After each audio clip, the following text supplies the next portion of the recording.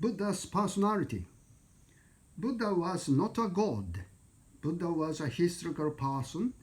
However, at the same time, Buddha is our inside essence. We have Buddha's heart.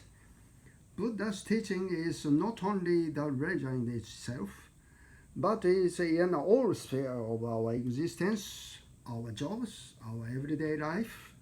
It is also useful for us. I will introduce Buddha's personality. It is said Buddha was tall and had a good physique. He attracted people by his long arms, dignified walk, big eyes like an ox, shining beautiful appearance, and a strong chest.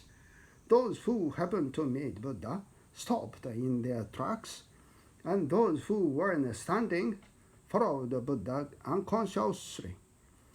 Those who weren't walking slowly began to run, and those who weren't sitting stood up. The Buddha's voice was fascinating and low, like a drumming sound, and convincing. Mercy. One of the Buddha's disciples suffered from dysentery.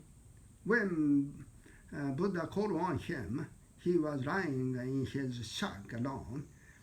Dysentery was recognized as an infectious disease at that time that might result in death.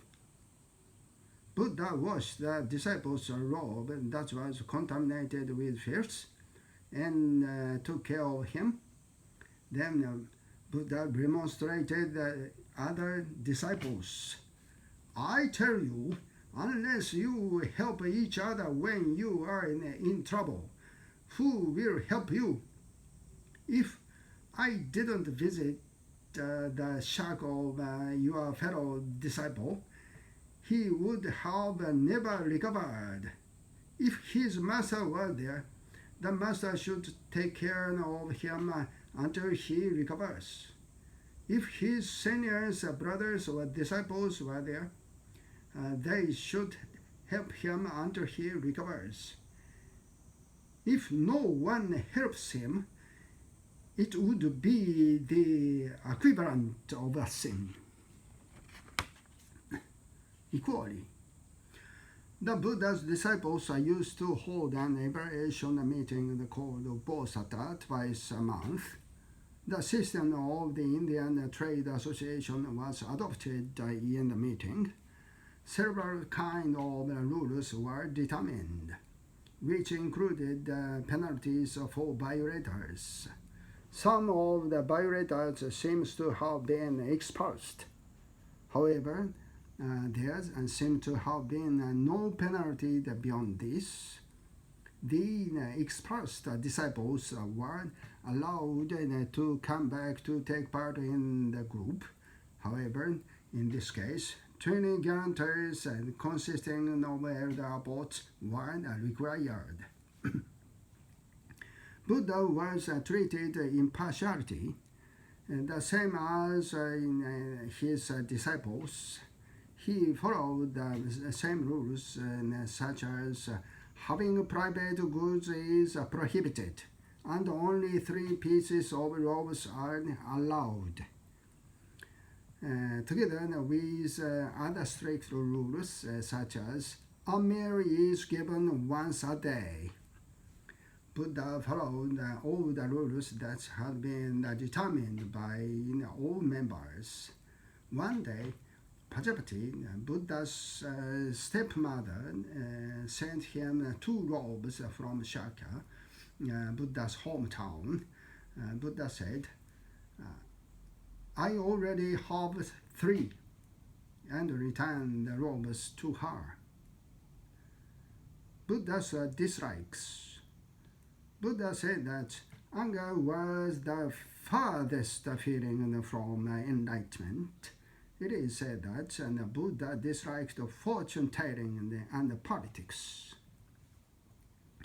This shows us that in those days Indian politics was corrupt, and many fortune-tellers took advantage of the people. The Master said, stop dividing the fortune, including the signs of happiness, natural disasters, dreams, or physiognomy. Ascetic monks who never judge fortune will read society correctly. Steinpater 368. Generosity. Many believers visited the Buddha and asked him his advice. Buddha answered their respective requests realistically. People may think that Buddhism has a pessimistic view, but that is wrong. The Buddha's words are full of human nature. Mathura, so it has been said from a long time ago. It hasn't begun just now. People who speak nothing are criticized. Those who speak a lot are also criticized. And even those who speak little are criticized as well. There is nothing that is not criticized in the world. Dhammapada 227. Strictness. There was a murderer by the name of Angrimara who had committed 99 murders. He chased Buddha as a target of his 100th murder. However, Buddha had been careful all the time, so there was a little chance to commit his murder. At last, Angrimara surrendered to Buddha and asked Buddha to allow him to become a monk. In those days, a criminal was not guilty if he became a monk. Buddha took him to do mendicancy.